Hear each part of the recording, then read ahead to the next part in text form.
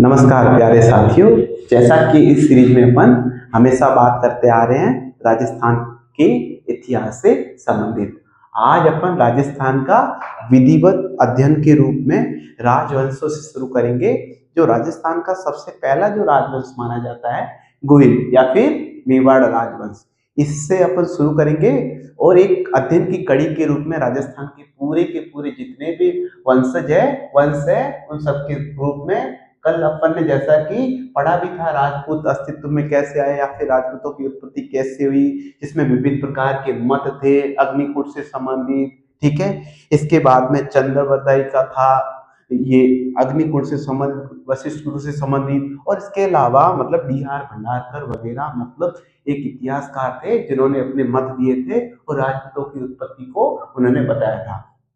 तो राजपूतों की उत्पत्ति से संबंधित एक सवाल पक्का है, मतलब किसका मत क्या है। ठीक है, डी आर भंडारकर ने क्या बोला और इसके बाद में चंद्रवरदाई ने अपने ग्रंथ में पृथ्वीराज रासो के अनुसार क्या बताया या फिर राजपूतों की उत्पत्ति कैसे बताई, ये देखा था कल अपन ने। और इससे पहले जो मैंने बताया है वो मैं काफी बार आपकी हर क्लास के अंदर रिवीजन अच्छे से कर चुका हूँ। तो मेरे हिसाब से मैं आपको जो पढ़ा रहा हूँ आपको काफी अच्छा लग रहा होगा और मैं यकीन दिलाता हूँ आने वाले राजस्थान के किसी भी एग्जाम से संबंधित आपको सारे के सारे सवाल हमारी क्लास के अंदर से मिलेंगे। ठीक है, आप यकीन करिएगा और अच्छे से क्लासें लेते रहिएगा।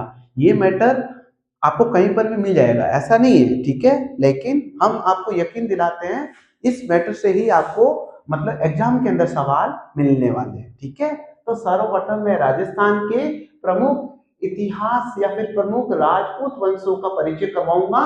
परिचय के रूप में जो सबसे पहला वंश है गुहिल या फिर मेवाड़ राजवंश। क्या है? मेवाड़ राजवंश। यहाँ मैं लिख दे रहा हूं, ठीक है। तो मेवाड़ राजवंश, तो गुहिल वही जिस क्षेत्र पे इन्होंने जो राज किया था वो मेवाड़ क्षेत्र था, जिसके अंतर्गत अपन उदयपुर, राजसमंद, चित्तौड़गढ़, प्रतापगढ़ वर्तमान के जो जिले हैं उसी का जो क्षेत्र था वो उस समय मेवाड़ के एक अंतर्गत आता था। तो इस इन जिलों के अंदर जो वंश ने जो राज किया था, जो शासन चलाया था, वो मेवाड़ राजवंश था, मतलब गुहिल वंश। मैं आपको किताब के जो फैक्ट है उनसे परिचित कराऊं उससे पहले मैं आपको राजस्थान के गुइल वंश से संबंधित या मेवाड़ राजवंश से संबंधित वंशावली से आपको परिचित करवाना चाहूंगा। आप अच्छे से सुनिएगा, इससे मतलब आप ये आइडिया लगा सकते हो कि गुइल राजवंश से संबंधित आपको इसमें कितना पढ़ना है। ठीक है, तो ये सारे एक राजा है या फिर शासक है जिनका एक क्रम से मैंने लिख रखा है, तो उस क्रम से। और इसके अलावा कुछ ऐसे भी राजा हो सकते हैं इनके बीच में जिनका किसी प्रकार से शासन के अंतर्गत कोई भूमिका महत्वपूर्ण नहीं रही होगी, इसलिए उनका नाम मतलब नहीं लिखा हुआ होगा। ठीक है, तो मैं आपको बताना चाहूंगा गुहिल वंश मतलब ये वंश है जो पहला शासक के रूप में गुहिल या फिर गुआदित्य के रूप में था, उसी के नाम के आधार पे इस वंश का नाम गुहिल वंश पड़ा या फिर रखा गया। तो सबसे पहले वंशावली के क्रम में गुआदित्य या फिर गुआदित्य यहाँ आप गोइल को मान सकते हो, जो कि 566 ईस्वी में सर्वप्रथम गोइल वंश की स्थापना करता है। इसके बाद कोई प्रतापी शासक ना होके बप्पा रावल एक प्रतापी शासक होता है। बप्पा रावल काल बोस, ठीक है, हारित ऋषि का शिष्य, मतलब इनके गुरु का नाम हारित ऋषि। ये हारित ऋषि की गायों को चराते थे। ठीक है, एक बार इनके साथ एक घटना हो जाती है, जब ये गायों को चराते होते हैं तो ऑलरेडी जब गाय जब चरती चरती एक जगह स्थान पे जाके सारा का सारा दूध निकाल देती थी। ठीक है, तो इनके साथ ये ऐसा कुछ भी होता जिसकी वजह से इनको पूछा गया ऐसा क्यों होता, तो मुझे नहीं पता। जब जाके देखा तो एक शिवलिंग पाया। ठीक है, तो वो मतलब सारी सारी गाय थी, वो शिवलिंग के रूप में जो है वो मतलब दूध उनको अर्पण करती थी। इसके बाद जो प्रतापी शासक के रूप में माना जाएगा वो अलट है। ठीक, देखो मेरी बात सुनिए, यहाँ और यहाँ जो यहाँ मेवाड़ की या फिर चित्तौड़ की जो राजधानी के रूप में या फिर गुइल वंश की जो राजधानी के रूप में यहाँ होगी वो नागदा होगी। क्या होगी? नागदा होगी। जैसे ही अलट आता है, अलट अपनी राजधानी चित्तौड़ कर देता है। ठीक है, तो आपको अलट से संबंधित ये फैक्ट जारी रखना होगा ध्यान, और इसके अलावा कुछ और जानकारी होगी वो आपको दी जाएगी। इसके बाद में जो अगला नाम है जेत्र सिंह।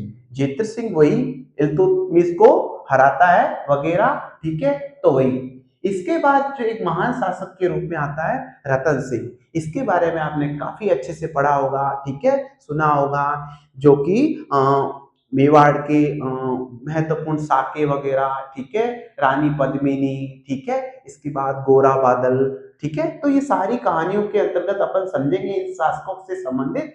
अभी मैं आपको वंशावली के तहत आपको थोड़ा थोड़ा परिचित करवा रहा हूँ। आया समझ में? इसके साथ ही यहाँ पे जो शाखे होते हैं उसके तहत ये माना जाता है ये गोइल वंश से संबंधित एक शाखा थी, यहाँ समाप्त हो जाती है, ठीक है। जब जौहर वगैरह होते हैं, रानियां वगैरह, और इसके अलावा केसरिया किया जाता है रतन सिंह द्वारा, ठीक है। गोरा बादल भी अपने प्राणों को त्याग देते हैं, बलिदान कर देते हैं। तो अब एक नए मेवाड़ का ही एक नई शाखा के रूप में सिसोदिया शाखा का प्रारंभ होता है राणा हमीर के द्वारा। राणा हमीर एकदम महान शासक के रूप में इसकी भी उपलब्धियां है, उसके बारे में अपन अच्छे आगे के क्रम में पढ़ेंगे। इसके बाद जो एक महत्वपूर्ण शासक है उसका नाम है राणा लाखा। राणा लाखा मतलब वही जिसके समय इसको लखपति के रूप में कहा जाता है। इसके समय उदयपुर में मतलब सीसा जस्ता से संबंधित महत्वपूर्ण जो खाने थी चांदी से रूप में वो निकली थी, इसीलिए राणा लाखा को लखपति के रूप में एक राणा कहा जाता है। इसके बाद में एक जो महत्वपूर्ण शासक है उसका नाम है महाराणा कुंभा। इसके संबंध में तो आप सभी अच्छे से भली भांति जानकारी में होंगे, या फिर आपको इसके बारे में अच्छी जानकारी होगी। ये एक महत्वपूर्ण कवि, महत्वपूर्ण निर्माणकर्ता वगैरह, ठीक है, रचनाकार के रूप में जो भी उपलब्धि के रूप में, मतलब इनकी जो मैं आपको एक उपाधियों के रूप में लिखवाऊंगा, इतनी सारी कि महाराणा कुंभा ने अपनी उपाधियां धारण की थी जितनी शायद कोई गोइल वंश से संबंधित या फिर मेवाड़ पूरे में कोई ऐसा कोई शासक शायद ही हो, ठीक है। तो एक महत्वपूर्ण शासक के रूप में इसकी उपलब्धियां वगैरह सब कुछ अच्छे से पढ़ेंगे महाराणा कुंभा। इसके बाद जो शासक के रूप में महत्वपूर्ण है वो है राणा शाखा, राणा सांगा, सॉरी, ठीक है, राणा सांगा। राणा सांगा बोलो या संग्राम सिंह फर्स्ट बोलो, ठीक है, संग्राम सिंह फर्स्ट। इनका दूसरा नाम है संग्राम सिंह प्रथम, ठीक है। जब मैंने यहाँ वंशावली के क्रम में लिखवाया है संग्राम सिंह, तो यहाँ ही रहेगा संग्राम सिंह सेकेंड, ठीक है। ये आपको अब आप मैंने संग्राम सिंह लिखवाया तो आप कंफ्यूज हो सकते हो, इसलिए मैंने आपको वापस बताया कि संग्राम सिंह सेकेंड है और राणा सांगा का ही जो दूसरा नाम है वो संग्राम सिंह फर्स्ट है। तो इसके बारे में वही एक आंख वाला राजा वगैरह, जिसके महत्वपूर्ण युद्ध वगैरह खानवा का, ठीक है, बयाना का, वो अपन अच्छे से पढ़ेंगे। और यहीं से ही मानो कि बाबर के द्वारा एक महत्वपूर्ण निर्णायक युद्ध के रूप में खानवा के युद्ध के तहत मतलब एक राजपूत वंश का मतलब एक अंत के रूप में और मुस्लिम यहाँ आ जाते हैं। इसके साथ ही एक महत्वपूर्ण शासक के रूप में है विक्रमादित्य। विक्रमादित्य के बारे में अपन कुछ जानकारी प्राप्त करेंगे। इसके साथ फिर आ जाएंगे उदय सिंह। उदय सिंह के बारे में मोटा राजा उदय सिंह वगैरह इनको पदवी के रूप में मतलब जाना जाएगा। फिर आएगा महाराणा प्रताप। महाराणा प्रताप मतलब प्रताप, अपने में हरे घास की रोटी खाने वाले, ठीक है, और गुरिल्ला युद्ध के माध्यम से मतलब हर समय अकबर से लड़ते रहे और अपने कभी भी हार नहीं मानी। मतलब हरे घास की रोटी और जंगल में घूम घूम के गुरिल्ला युद्ध पद्धति के माध्यम से युद्ध करना है। इसके बाद में जो शासक आते हैं वो अमर सिंह आते हैं, और अमर सिंह के बाद में राज सिंह आते हैं। राज सिंह भी बहुत कुछ निर्माण कार्य से संबंधित होते हैं। और इसके साथ ही महत्वपूर्ण शासक के रूप में संग्राम सिंह है, और मतलब इनके और भी होंगे जो क्रांति से संबंधित होंगे, या फिर किसने 1857 की क्रांति के समय कौन शासक था, या फिर ईस्ट इंडिया कंपनी के साथ सहायक संधि किसने की, वो अपन अध्ययन के क्रम में पढ़ेंगे। इसी वंशावली से संबंधित सारे के सारे क्वेश्चन। अब मैं आपको इसके बारे में, मैंने वंशावली जैसे ही बताई है, अब मैं आपको बताना चाहूंगा थोड़ा सा मेवाड़ के बारे में परिचय। मतलब आखिर ये मेवाड़ है कहाँ? उदयपुर, प्रतापगढ़, ठीक है, फिर चित्तौड़गढ़, ठीक है, और इसके अलावा मतलब राजसमंद, ऐसे कुछ यहाँ का क्षेत्र था जो कि मेवाड़ के रूप में जाना जाएगा। तो उसके बारे में थोड़ा सा परिचय अपन देख लेते हैं, ठीक है। तो एक परिचय के क्षेत्र में देखें तो जो वर्तमान में मेवाड़ कहो या उस समय का जो मेवाड़ था, उदयपुर, राजसमंद, चित्तौड़गढ़, प्रतापगढ़, इन चारों जिलों के आसपास का वर्तमान का क्षेत्र है, वही मेवाड़ क्षेत्र कहलाता है या कहलाता था। उस टाइम था कह सकते हैं अपन, और वर्तमान में भी है तो यही क्षेत्र, ठीक है, मेवाड़। इस वंश का नामकरण मतलब ये गोइल राजवंश या फिर इसका नाम होगा भूआदित्य के नाम पर। फिर गोइल वंश की उत्पत्ति और मूल स्थान के बारे में अनेक मत, मतलब ये आखिर गोइल वंश कहाँ से आया है, यहाँ कैसे आके बसे, ये किसके रूप में आए, कैसे आए, इसके लिए जो मत है, ये मत से संबंधित वेरी वेरी इंपोर्टेंट रूप में सवाल अक्सर एग्जाम के अंदर आपने देखे होंगे और आगे आने वाले एग्जाम में आप फिर से देखोगे इसी क्लास के माध्यम से। तो सबसे पहले ईरान के शासक के रूप में, ईरान के शासक के रूप में नौ शेखा का रूप में गुइलों को जिसने बताया है उनका नाम है अबुल फजल, ठीक है। तो आपको ये पूछा जा सकता है मेवाड़ के गुइल राजवंशों को ईरान के शासक नौ शेखा से संबंधित किसने किया, किस विद्वान ने किया, तो अबुल फजल। इसके बाद में हमारे राजस्थान इतिहास के जनक के रूप में colonel James Tod, colonel James Tod इन्हें वल्लभी के शासकों के रूप में, अपन एक शासन के क्रम में वल्लभी के शासकों के रूप में इंडिया के जो इतिहास है, भारत का जो इतिहास है उससे संबंधित पढ़ेंगे, तो अपन इस वल्लभी से सारी जानकारी प्राप्त करेंगे। तो ये प्रश्न आ सकता है कि मेवाड़ या फिर गोइल राजवंश को वल्लभी के शासकों के रूप में किसने संबोधित किया, तो कर्नल जेम्स टोड। ये कथन मतलब मिलान के रूप में आ सकते हैं कि कौन सा कथन किसने कहा, या फिर मेवाड़ या फिर गोइल राजवंश से संबंधित मूल स्थान या उत्पत्ति के संबंध में किसका मत है, ऐसा सवाल बन सकता है। इसके साथ ही एक महत्वपूर्ण कवि के रूप में मुहुणोत्त नैणसी वो गोपीनाथ शर्मा, इन दोनों ने इनको ब्राह्मण बताया। क्या बताया कि एक ब्राह्मण थे जो बाद में मेवाड़ में शासन करने लगे। तो कौन थे, ब्राह्मण के रूप में किसने बताया है, मुहुणोत्त नैणसी और गोपीनाथ शर्मा। आप समझ पा रहे हो मैं जो आज आपको समझाने की कोशिश कर रहा हूँ, इनसे आपको अक्सर एग्जामों में सवाल मिलेंगे और जैसा बता रहा हूँ हूबहू वैसे ही मिलेंगे। अब इसके बाद महत्वपूर्ण राजस्थान के इतिहास से संबंधित है डॉक्टर गौरी शंकर हीराचंद ओझा। इनका मानना है 566 ईस्वी में लगभग गोइल ने अपना शासन स्थापित किया, ठीक है, गोइल ने शासन स्थापित किया कहाँ, मेवाड़ में, ठीक है, नागदा राजधानी बनाया, ठीक है। तो गुइल के बाद मेवाड़ का जो प्रतापी शासक था वो बप्पा रावल था। कौन था, बप्पा रावल। इसीलिए यहाँ जो परिचय कराया गया है थोड़ा सा भूआदित्य के रूप में या फिर गुइल के बारे में या इस वंश के बारे में थोड़ा सा बताया गया है, और इस वंश से संबंधित प्रतापी शासक के रूप में या फिर महत्वपूर्ण शासक के रूप में बप्पा रावल है। 734 ईस्वी से 753 ईस्वी है, इस दौरान इन्होंने मेवाड़ पे या फिर गोइल राजवंश से संबंधित शासन किया, ठीक है। इन सालों के तहत 734 में ये बनते हैं और इसके बाद 753 ईस्वी तक ये बप्पा रावल वहां के शासक के रूप में रहते हैं। तो इनके बारे में कुछ जैसे है राज प्रशस्ति, ठीक है, जैसा कि इसको रणछोड़ भट्ट नाम के एक कवि है जो लिखते हैं, ठीक है, तो मतलब रचित करते हैं। तो इसी राज प्रशस्ति के अनुसार बप्पा ने 734 ईस्वी में, कहां से इनका कार्यकाल शुरू हो रहा है, 734, तो 734 ईस्वी में चित्तौड़ के शासक एक थे मान मोरी, चित्तौड़ के एक शासक थे मान मोरी को परास्त किया और चित्तौड़ पर शासन स्थापित कर दिया या चित्तौड़ पर अधिकार कर दिया।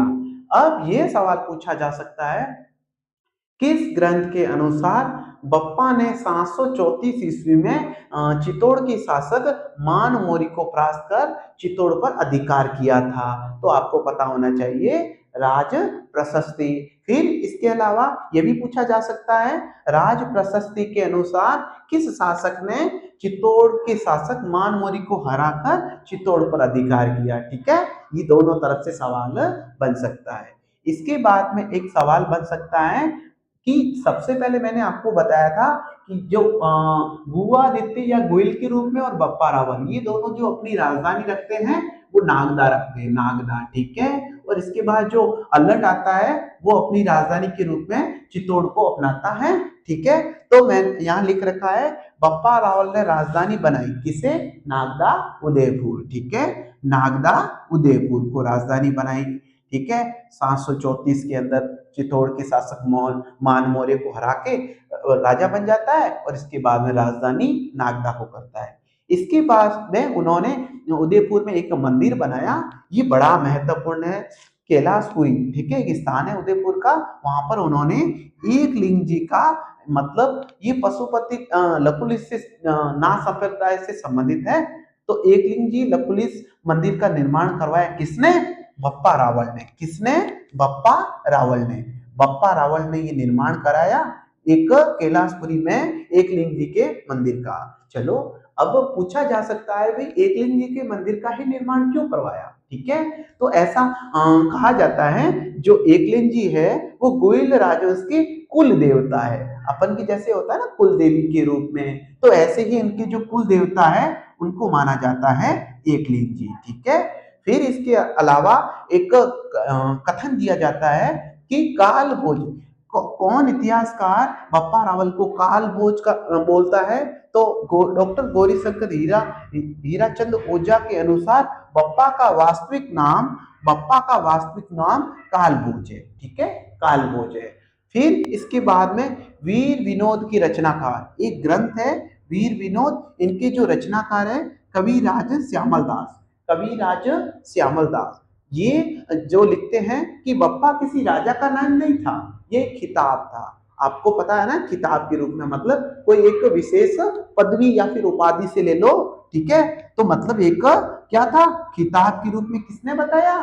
तो कविराज श्यामल दास। किसको? बप्पा को। ठीक है, इसके बाद में एक महत्वपूर्ण इतिहासकार है सीवी वैद्य। सीवी वैद्य है ना, बप्पा रावल की तुलना चार्ल्स मार्टेल से करते हैं। अब पूछा जा सकता है ये भी चार्ल्स मार्टेल कौन था जिसकी तुलना बप्पा रावल से की थी? तो फ्रांस में या फ्रांसीसी सेनापति के रूप में वहां एक यूरोप में सर्वप्रथम मुसलमानों को जो परास्त किया था या फिर जिसने हराया था वो वहां पे थे चार्ल्स मार्टेल। ठीक है, तो इसीलिए बप्पा रावल को सीवी वैद्य ने चार्ल्स मार्टेल की उपाधि या फिर चार्ल्स मार्टेल से उनकी तुलना की।